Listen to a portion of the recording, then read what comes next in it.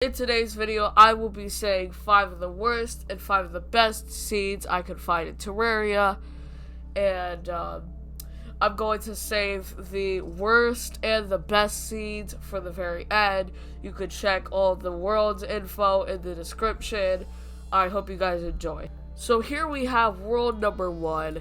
This world has a shimmer that is ridiculously far from the jungle, and this shimmer has spawned in between a basalt biome and what looks to be a gigantic spider cave.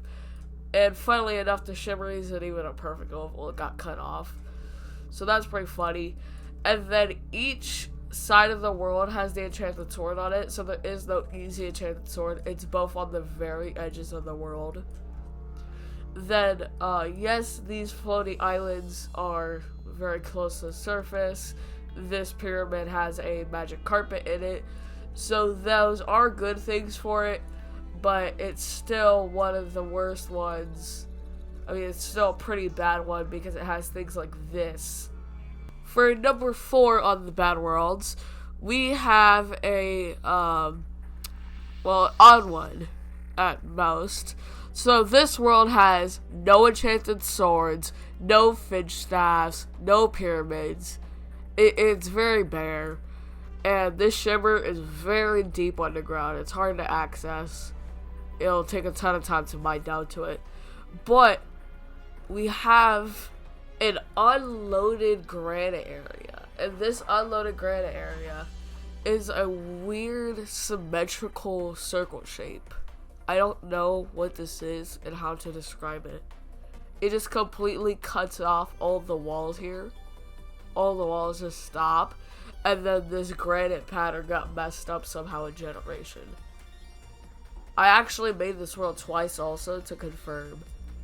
For this next world, we have what is a very strange one. So, here we have 3 crimson biomes that are connected to the shimmer on the world. The world has no enchanted swords, no pyramids. It has a buried treasure on the side, but I think this speaks for itself. Here I have a world that my friend found, and so this is number 2 on the worst worlds that I could find. And here we have the 2 enchanted swords are all the way on the left side of the world. There are crimsons that are equally spread out everywhere, making the whole world hard to clear. We have this as the spawn point. There are no not ivy trees. There are no finch staffs in the living trees. The shimmer is very deep down. It's hard to access. It's annoying to get to. This is a huge dungeon. The golem room is uneven. It's not easy to fight golem in. And this is what the spider caves look like in the world. So this is starting the good world list. So first of all, we have 2 pyramids right here. Sadly, they both have pharaoh robes. That's one of the reasons why this is in only number 5. It does have 2 enchanted swords, so if you're playing with a duo, that's very cool. And it also has 2 finch staffs. If I can remember. No, it doesn't. I'm sorry, that was misinformation.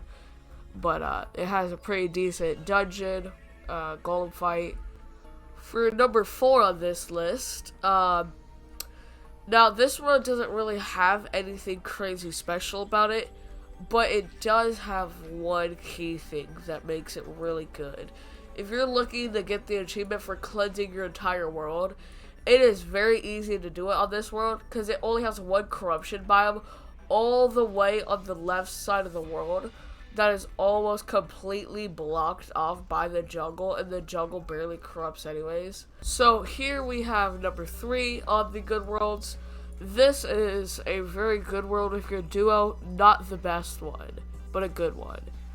And this world has 2 finch staffs, 2 enchanted swords, and 2 pyramids. I forgot what's in these pyramids, but I believe there is a magic carpet in one of them. I don't fully remember. Next up on our list, we have the second best world.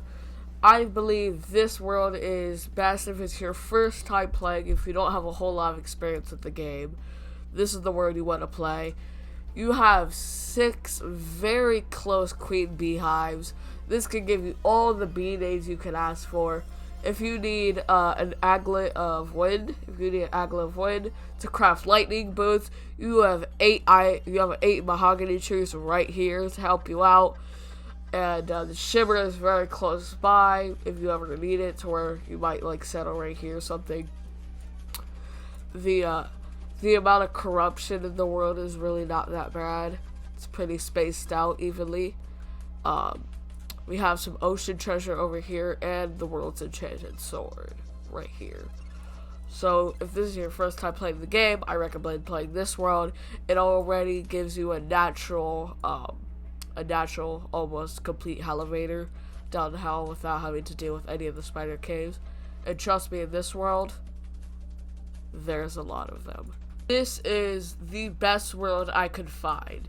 It has 2 enchanted swords that are practically exposed for this one. This one already is exposed. There's a ton of living trees making their 2 finch staffs if you're trying to play summoner. There's a pyramid here with a magic carpet in it, which is really good for mobility early game. And if you're playing summoner, you could go into your crimson biome. You could dig in right here and get yourself the spider staff for when it becomes, or you could get yourself the spider staff when it becomes hard mode. This is the worst scene I could find. This